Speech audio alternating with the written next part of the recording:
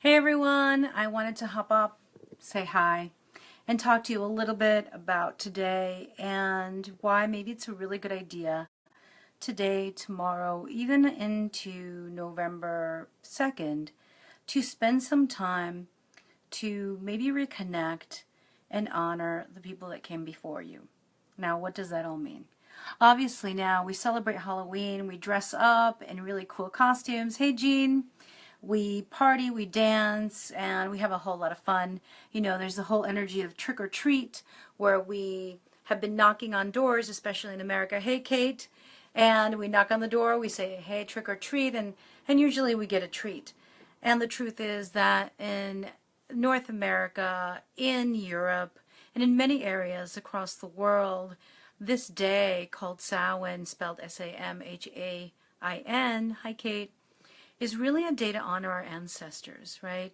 And then when we get into the 1st of November, we have El Día de los Muertos, which is very well known in Mexico and other parts of the Spanish-speaking world, where again, we are honoring the dead, right? And not in any, weird, strange, fetishistic way, but it's really about honoring the wisdom and the people that came before us. And it's also been a way for us, hey Partha, it's also been a way for us to make friends with the cycles of life and death and rebirth, right? Because as human beings, we're often frightened of endings. We're often frightened of change.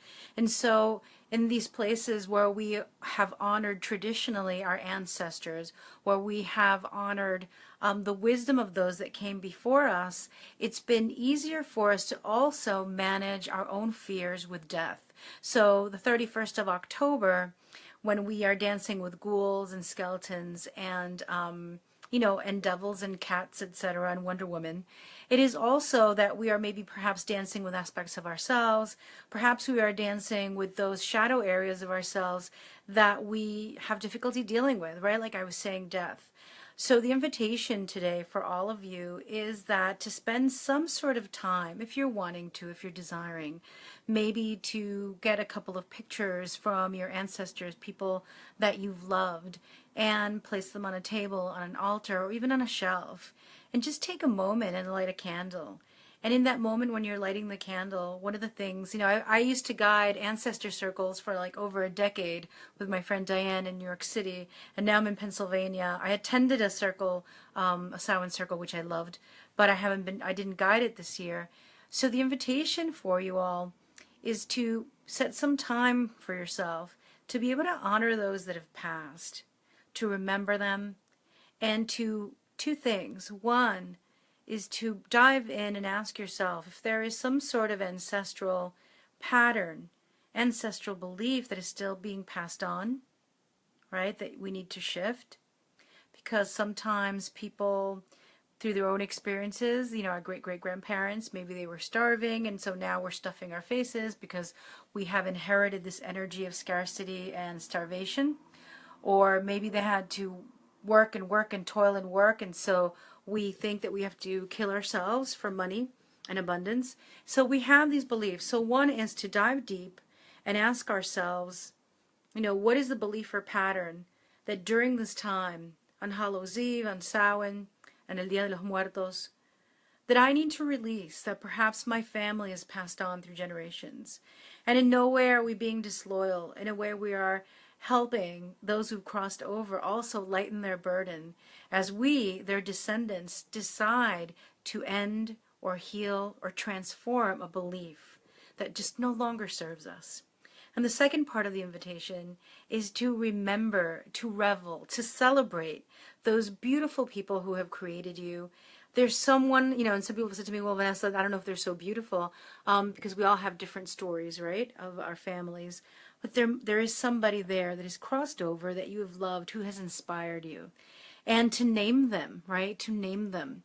In the olden days, we would have sat around and told stories about those who have passed.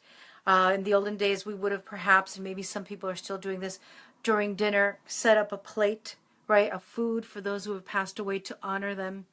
In El Día de los Muertos, many people go to the cemeteries and decorate the graves and bring food and nourishment and talk about the people that they loved.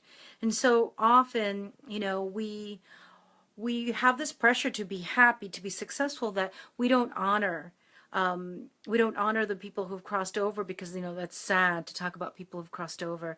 But I find that there's a great celebration in being able to say, you know, my grandmother used to do this. My grandfather inspired me to do this.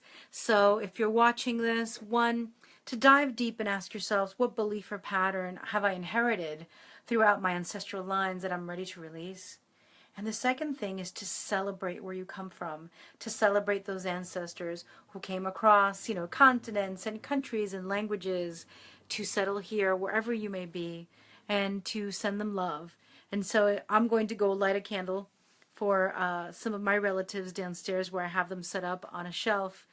And that is really it. I'm sending you all so much love. And just remember that today is that day to honor our ancestors, and to maybe dig a little deeper and ask them to support us in releasing beliefs, patterns, ancestral energies that just don't serve us in our current expansion and our current evolution.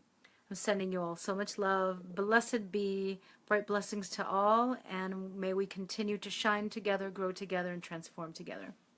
Much love.